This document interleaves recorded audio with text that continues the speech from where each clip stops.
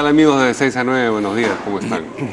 Esta mañana hemos invitado para nuestra entrevista política a Fernando Tuesta Sobrevía. Ustedes lo conocen, él es un politólogo de la Universidad Católica y vamos a conversar de política. ¿Qué tal, Fernando? ¿Cómo estás? ¿Qué tal, Mario? Gracias por la invitación.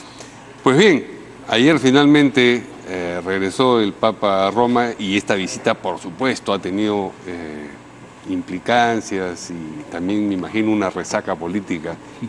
¿Ha capitalizado a alguien mejor que el resto la visita del Papa en el escenario político?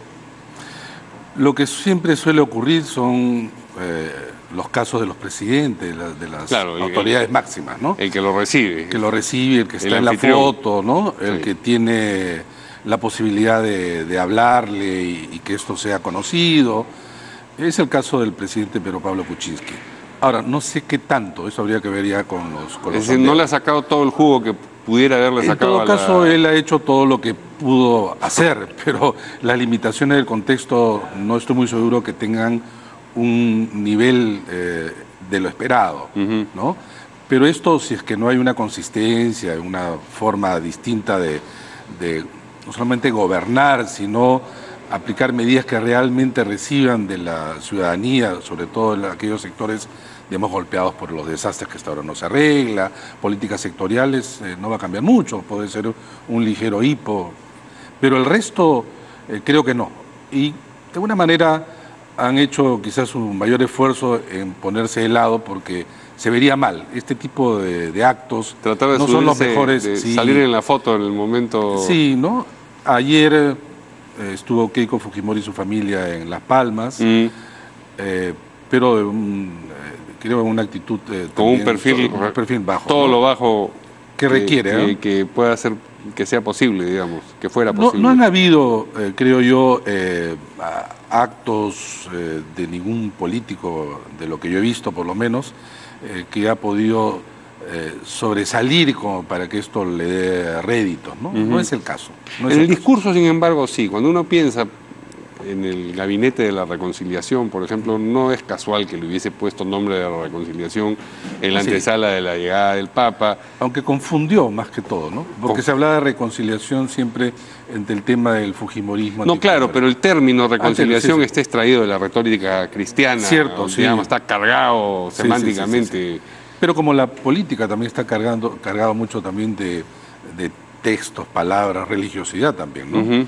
¿No? Esto de tener fe, etcétera. Claro, se toma prestado terminología y la política está cargada de religiosidad y también mucho de militarismo. Y la religiosidad de política. Y mucho de militarismo también. También, claro, porque uno milita en un partido político para Iglesia y Fuerzas Armadas. De hecho, sea de paso, el despliegue de las Fuerzas Armadas para controlar seguridad y orden ha sido impresionante, ¿no? Bueno, entonces vayamos a una de las iglesias que hay en este momento dentro de la política peruana. Una que está, digamos, afectada por una posibilidad de cisma. Me refiero, evidentemente, a Fuerza Popular, al fujimorismo. Estaba leyendo tu artículo del 18 y tú dices que, digamos, esto ya decantó o no. Ya la tensión entre los kenyistas y los keikistas se ha resuelto momentáneamente a favor de Keiko. Este protestante, este Martín Lutero del fujimorismo. Yo creo que es ya un conflicto que va, salvo que exista algo que nos llame o que nos pueda permitir pensar que va a haber la reconciliación, creo que es la ruptura, ¿no? Pero en estos días posteriores a la salida de Alberto Fujimori, creo que sobre todo el sector de Keiko, el sector mayoritario, ha medido y por lo tanto ha dado los pasos necesarios en consecuencia para arrinconar y probablemente más tarde excluir a Kenji. Y digo que ha medido porque la reacción del padre no era de lo esperado, quizás se sobrevaloró. Ha sido menor que lo... Exactamente. Se creía, y me encuentro entre ellos, que Alberto Fujimori iba a tener una actividad y una decisión mayor de lo que por lo menos hasta ahora ha mostrado. Y eso tiene que ver con, por un lado, su estado de salud y por otro lado, está prisionero de la idea circunstancia de en la la que ha sido circunstancia del indultado. indulto humanitario, ¿no? Por lo tanto, él no es que pueda salir, pueda hablar, pueda tuitear, ya le están criticando que ha sacado su DNI electrónico, ¿no? Con una foto sonriente, y entonces cómo es esta persona que se supone estaba en condiciones de salud realmente últimas, aparece así, digo, la crítica aparece de ese lado. Sí. Entonces imagínate tú tomando decisiones. ¿En dónde va a tomar las decisiones? En su casa, y para que ésta las tome tiene que ir Keiko. Keiko no va a verlo así nada más. Quien está es Kenji. Probablemente sí con él acordando organizar un poco la fracción y que claro, pero es una porción. Es una de poder, porción, es ¿no? una porción. Yo creo que este episodio de Pariona grafica muy bien la situación. El momento en el que parece que se inclina a un lado pero termina retrocediendo para el otro, es como que define, bueno, aquel partido en realidad, el partido, quiero decir, el partido de fútbol, el partido de confrontación, se está resolviendo a favor de los 61 y no de los 10. Estas 3 semanas ha inclinado la balanza a favor de Keiko. Cuando hubo un momento en que parecía que estaba arrinconada, un momento en que parecía que estaba perdiendo, no solo 10 congresistas, que es bastante, sino capacidad e iniciativa política. Y tal como se han ido midiendo fichas en este ajedrez entre ambos, ella ha avanzado muchísimo más que Kenji. Ella, a través además de sus voceros, ha sido ya mucho más dura en relación a lo que indica que va ganando confianza, es decir, ¿no? Sí, se van envalentonando, digamos. Es que conforme pasaba uno de los voceros y criticaba, no pasaba nada, iba el otro, cada vez más fuerte, cada vez más diciéndole, vete si quieres, toma la decisión que quieres, pero fuera del partido. Y han ido efectivamente tomando mayor seguridad. Y son 61, o sea, no es poca cosa, de ninguna manera. Que pierdan 10, sí, pero también no necesita aliados permanentes.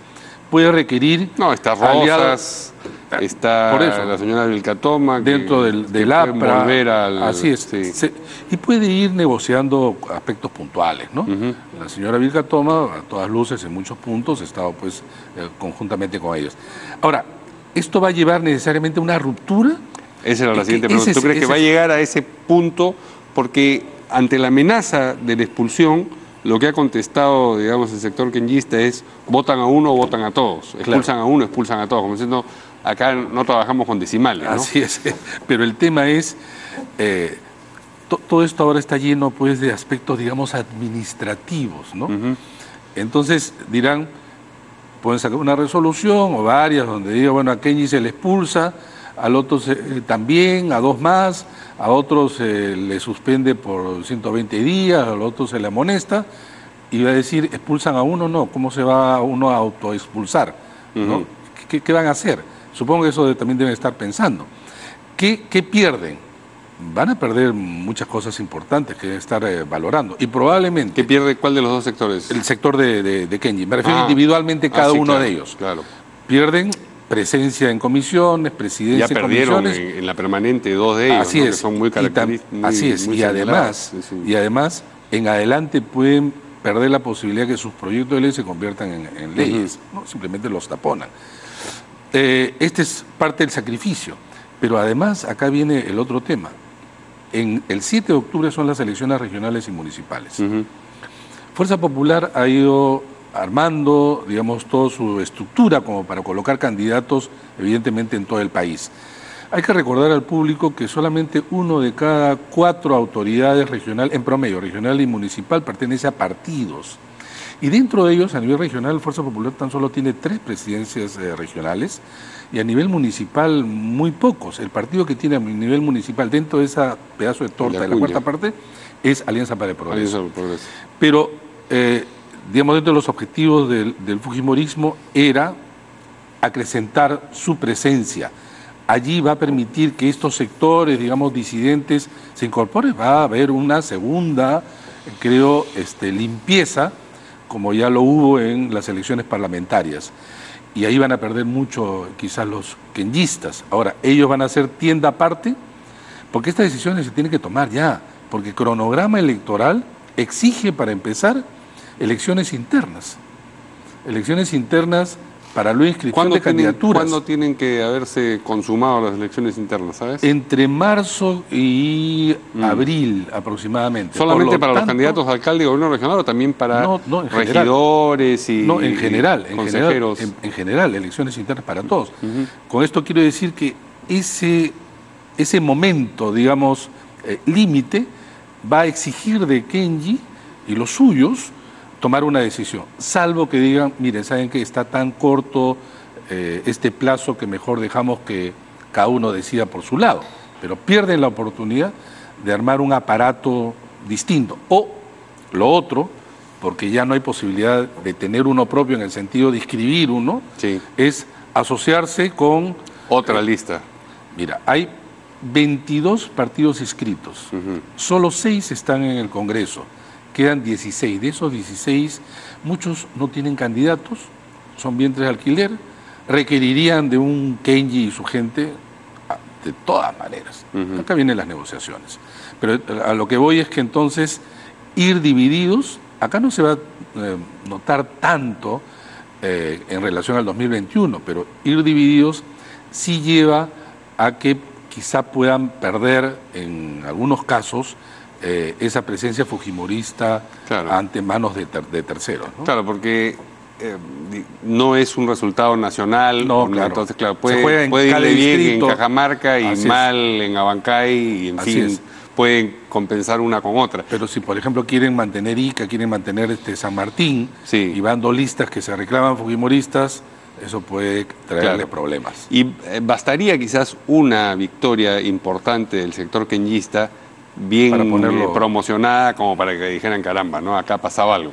Y muchos de esos 10 en realidad forman parte, tú sabes, de estas relaciones de compromisos regionales. Así es. Porque el fujimorismo es también esta asociación... Son todos de provincias, incluyendo Lima provincia. Y muchos de ellos con organizaciones locales, no necesariamente inscritas, pero tienen sus propios grupos.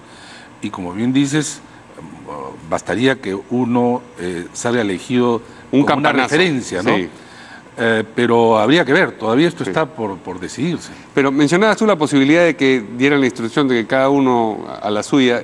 En ese caso la derrota del queñismo sería casi total, porque la fuerza solamente se, digamos, visibiliza si es que están los 10 juntos y tienen una acción política denodada y así es, pero además, Keiko ahí sí va a mostrar toda su fuerza, porque estamos hablando de un partido organizado con muchos recursos y con una marca, hasta un símbolo que es la K. Eso ya es conocido a nivel nacional. En el caso de Kenji, tendría que entrar en una organización o asociarse a una, crear casi de la nada, ¿no? Un aparato y una marca asociada a él, otra K, ¿no? Entonces, otra K no es tan fácil, pero claro, yo no digo que esto no lo pueda hacer, sobre todo en un país en donde el requisito no necesariamente ha sido yo tengo una organización fuerte y gano. La lista es generosa en mostrarnos ejemplos de cómo han ganado elecciones sin partidos, sin organizaciones. Sí, claro. Y Kenji sí es una figura potente en términos de asociación con el padre, pero él no va a ser candidato, pues. Y en el Perú no hay esta transferencia y el famoso endoce de votos. Hay que recordar que, por ejemplo, al fujimorismo nunca le fue bien en Lima, ni siquiera en época de Alberto Fujimori, porque Alberto Andrade se encargó de vencer en Lima a Hurtado Miller y a Yoshiyama, en el mejor momento del fujimorismo, y posteriormente ha tenido derrotas estrepitosas. Ellos pueden apuntar probablemente en provincias y algunas provincias, consolidar y que les dé pie quizá a este aparato organizativo mirando al 2021. Cuando decías que se había sobreestimado la capacidad de acción de Alberto Fujimori Libre, ¿eso está solamente limitado por, digamos, la circunstancia física, la salud, o también la reacción en las calles, por ejemplo, si bien ha existido, no ha sido lo que el mito que se estaba creando, digamos? Sí, yo creo que en un doble sentido, ¿no? Sí. Esto último, que es el que creo que tú haces más referencia, tiene que ver también en que el fujimorismo en general nunca ha sido una corriente de movilización popular. Ha sido siempre una corriente de arrastre electoral. Es en la época de Fujimori que se creó estos famosos portátiles. O sea, la gente las tenían que llevar. El elector, el fujimorista en general es pasivo, es el que recibe, ¿no? Es probablemente el que escucha, el que sigue, pero su capacidad de movilización es baja, baja. Y entonces, ante la respuesta en la movilización contra el indulto, claro, quisieron hacer algo parecido, no tuvo la misma suerte, pero eso para una organización débil es un esfuerzo muy alto. No creo que Alberto Fujimori ahora esté en condiciones de hacer muchas cosas. Probablemente organizar el grupo de Kenji, darle quizá ideas, consejos, quizás una llamada en esos kenjistas, quizás solapados todavía dentro de Fuerza Popular, pero no mucho. Si Keiko se mantiene firme, a ella le conviene que el tiempo pase además. A Kenji le conviene que las cosas se decidan pronto. A Keiko creo que el tiempo le va dando esa posibilidad de asegurar sus posiciones, su gente, y a aquellos como Pairona, que aparecen así dubitativos, hacer los que hablen y que queden, finalmente, para este lado, ¿no? Es fuerte. Rápidamente, porque se nos va a agotar el tiempo, en la resistencia o el rechazo, ya no resistencia al indulto, ¿quién ha capitalizado mejor la reacción de la ciudadanía? ¿Arana o Mendoza, que son los que se han tratado de poner a la cabeza, ¿no? Un poco más Mendoza parece, pero no lo suficiente como para que sea significativo. No lo suficiente para que sea significativo. Ha estado desde que terminaron las elecciones muy intermitente en su presencia política Verónica Mendoza, ¿no? Sí, pero acuérdate que ninguno, cuando digo ninguno, aquellos que tenían cierta expectativa, claro, Julio Guzmán, Alfredo Barrenechea, los tres. Es que es difícil en el Perú, si no tienes cargo, tener una presencia más o menos consistente.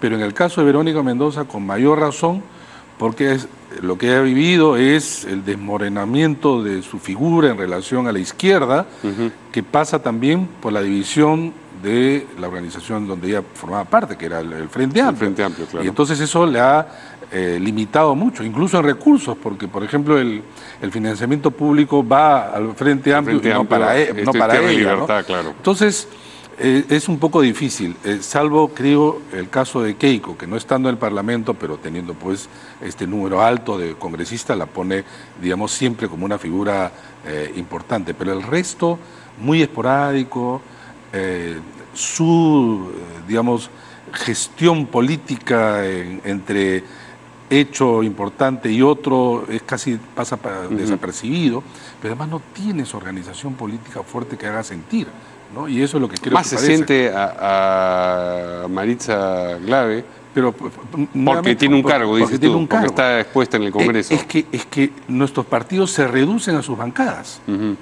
O sea, no son partidos que en este caso es una bancada, pero no es un partido, es una organización política. Es una bancada, digamos, como una corriente política, ¿no? Sí. Porque de hecho a nivel nacional, ahí donde puede haber antes Frente Amplio, se han dividido, ¿no? Sí. Pero claro, nuevamente esto reafirma lo que estamos comentando. Maritza Glave tiene mayor presencia pues que Verónica Mendoza y Johnny Lescano mayor que Alfredo Barrenechea, por hacer el paralelo, y bastante mayor, dicho sea de paso. Muy bien. Gracias, vamos Mario. a conversar, ojalá la próxima semana, sobre los temas que nos faltan, porque no hemos hablado de qué va a pasar con el oficialismo, todo lo demás. Muchos temas, sí. Muy bien. Gracias a ti. Fernando Tuesta. Nos vemos mañana aquí en Decisión.